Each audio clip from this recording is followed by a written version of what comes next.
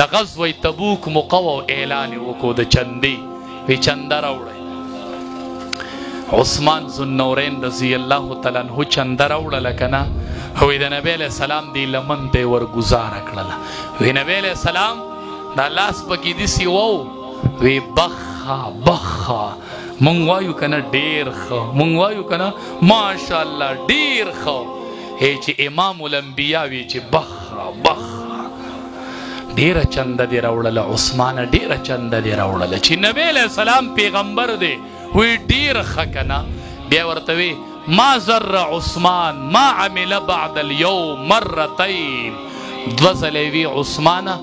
رضی الله تعالی عنه د نن نه پخوا چې ته څه عمل کوې تا ته به الله هېڅ نه وایي الله به درته نور هېڅ نه وایي د دې مطلب دا و چې تا نن دومره صدقه راوړله که نه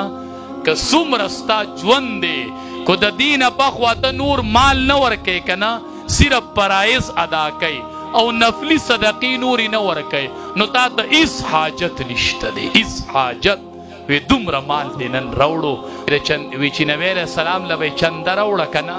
چې نبی علیه السلام به ورته وی ښه ده نو نوره به یې راوړه نبی علیه السلام به وی ښه ده نوره به یې راوړه خلقو به ورته ته ولې نه بس کوي وی نه وی چې د نبی علیه السلام په مخ کې د خوشحالۍ اثار وینمه که نه هله به پرېږدم دام چندره چې ښه ده نه چې د خوشحالۍ اثار مې وله په مخ کې نه یې لیدلي که نه امام الانبیا مې خندولی نه یې نو ړه مې نه یخېږي زه به مالدار دغه و مالدار دغه و چې مسجد نبوي غټ که مالدار دغه و چې خلقو له د خوږو اوبو کویې واغسته مالدار دغه و چې په خلقو باندې غله تقسیم کړله چې مونږ مړه شو سم اخرت له تیار کړي دي چرته چا یو مدرسه جوړه کړې ده چا یو جومات جوړ کړی دی چا یو عالم باندې علم کړی دی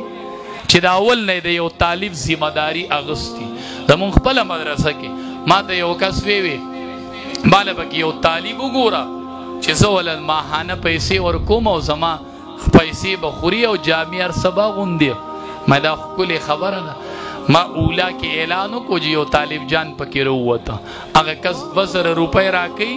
زه یې وله وړم او میاشت کې ورته حواله کوم زه پکې صرف په منځ کې لکه د وړي راوړي دا کار کوم هغه نه یې راوالم او طالب له یې ورکم خو چې طالب له یې ورکوم نو زیرېږم اوس دا می سړی دی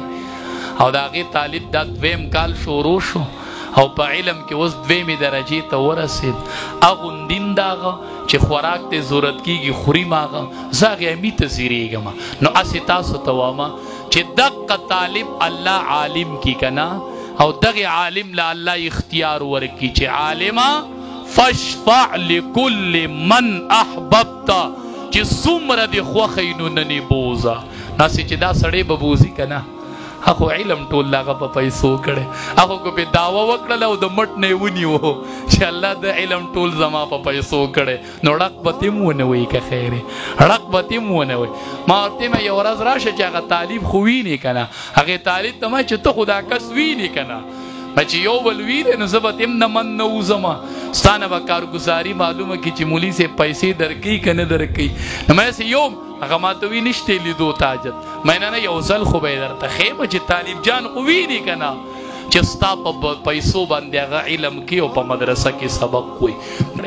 یو حافظ هم تیار کړی یو مدرسه هم چېرته جوړه کړې ده چې قیامت کې ووایو چې الله زه د دې مدرسې معاون وم الله د دې مدرسې طلباو چې څومره حفظونه کړي په هغې کې زما حصه ده